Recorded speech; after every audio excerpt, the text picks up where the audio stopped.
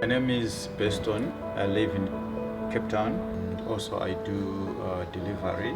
Interbet helped me to realize my dreams. Now I have my own delivery vehicle and I'm able to do the removal in and around Cape Town.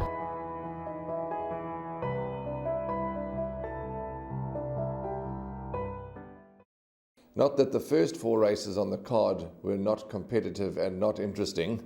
They certainly were competitive and very interesting and good racing.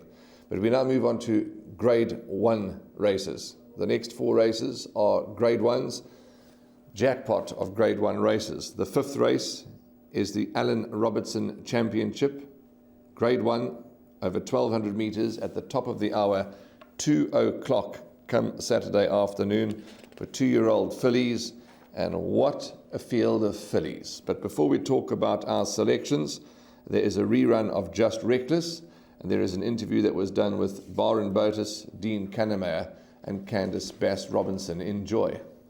It's Grey Fantasy. On the outside, the Ghost is trying to get into it late on. Down the inside, Just Reckless, Grey Fantasy and Dark Winter. Just Reckless on the inside and Dark Winter over the last 100. But the heavily supported Just Reckless making her winning statement here by 2. Dark Winter second, Grey Fantasy and the Ghost.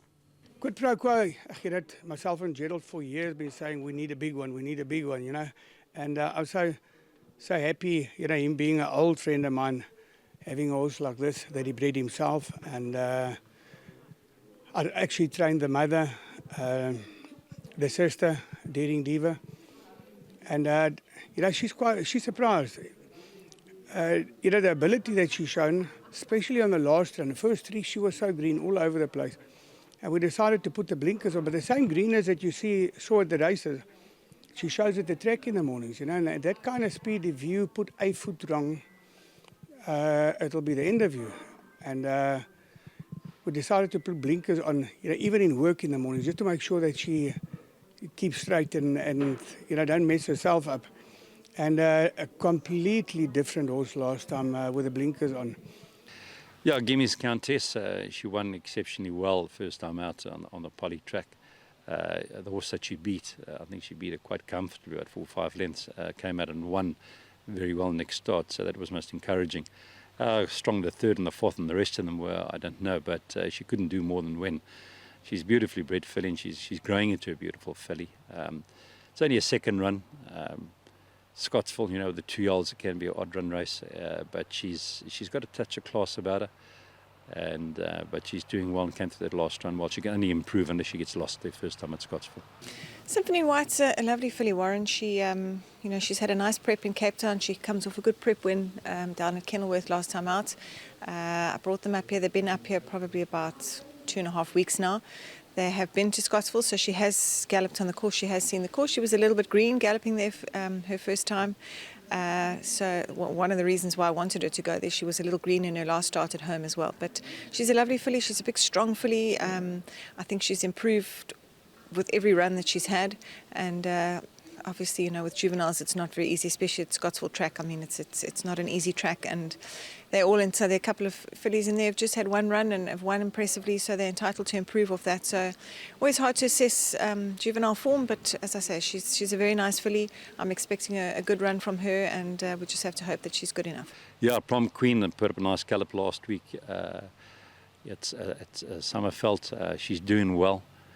Last time over the 1,100 metre trip, I expected her to be in the first 4, but I think the extra 100 will suit her. But she is doing very well back home, and you know, she's a final sprint up. We were happy, and so was jockey. Serena was very happy. Said she's doing well. So, but she looks well, and we'll put it to the test against these fillies. Okay, the chatting to Dees Dynant, who was here a moment ago doing a breeze with Dees. He was just giving us a betting update. Gimmy's Countess, at the time of recording, had been backed into around 12 to 10. Is that correct? Around 12 to 10.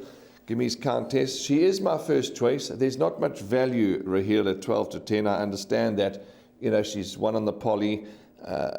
She, as Dean said, all she could do was win. You know, Spirit of Levan has come out and won well, so that's okay. She's a magnificent specimen. The pedigree's there. Dean knows this family like his own family. So Gimmy's Countess for me is got a bright winning chance. I believe, with 2-year-olds that are improving at different rates, it's hard to say good thing, firm first choice. The other horses, when you look at the betting market, Symphony White, we've just heard Candice Robinson, 10 to 1, around 10 to 1. I mean, that's huge price, Symphony White, 10 to 1. Kindred Heart, I give a bit of a chance to, 7 to 1. Rodeo Drive, absolutely trotted up last time. Look at those times. Symphony White, last win was 400 to finish, 22 seconds, 21.8 Rodeo Drive. Those are quick times. 14 to 1 Rodeo Drive, I think there's value there. Sorceress Supreme showed them a clean pair of heels. We'll obviously know by now what Liz Wheeler Ilali's done or hasn't done to help that Sorceress Supreme effort. Just Reckless, the KwaZulu-Natal runner for Mike Miller and the Racing Boys and Sterling Miller. Kabela Matsinyani, impressive victory last time. Quid Pro Quo. So we can go on and on and on. It's really an exciting, competitive, tough race. But I believe this horse, Gimmy's Countess, is something really special, as are the other fillies in the race. But, it's hard to be very confident. But 3, Gimmy's Countess, and then value for me, 8, Symphony White, and 9, Rodeo Drive. But there are a list of others that can win. Can I put it to you this way? It's a big jackpot, and I'm sure that there's many guys that want to get involved. Carryover of 1 million rand, a likely pool of 3 million rand. Are you going to take your chances and bank this filly? Phew. I'll probably take 2 perms.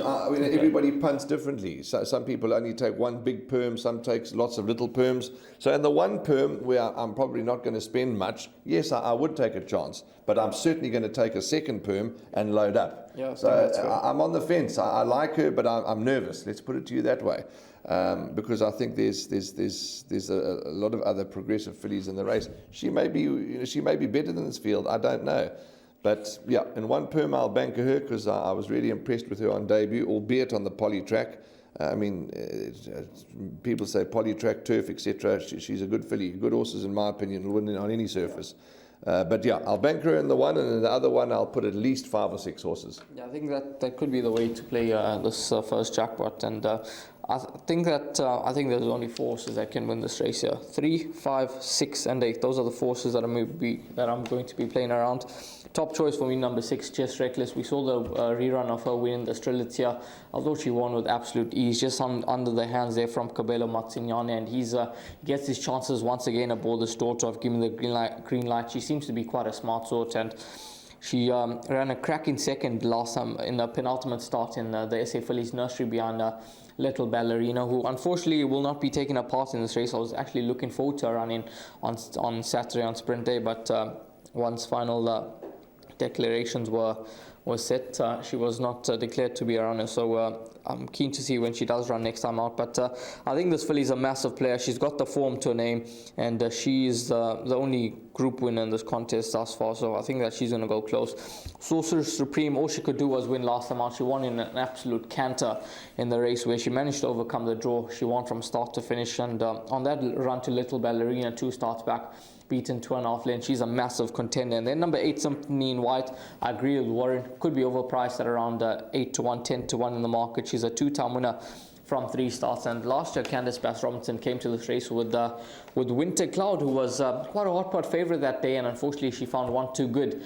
But I'm not quite sure that same pressure will be attached to Candice Robinson and this filly come Saturday at the Allan Robertson. So I think that she's going to run a nice race. She's obviously going to be tested against these other horses here. It's going to be quite interesting because we've got various pieces of form here. We've got KZN form, Highveld form, and the Western Cape form all coming together here at Scottsville on Saturday. So it certainly makes for an interesting contest. 3, 5, 6, and 8 the numbers for me.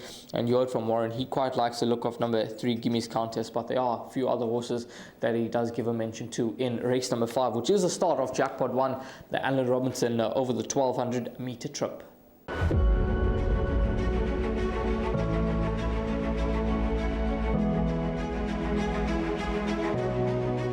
good fun. Days like these are great. You get the whole industry together, and to have, you know, companies and corporations like Interbet and Cape Racing who are so generous with sort of time and energy into making a day like this possible is it's fantastic for everyone.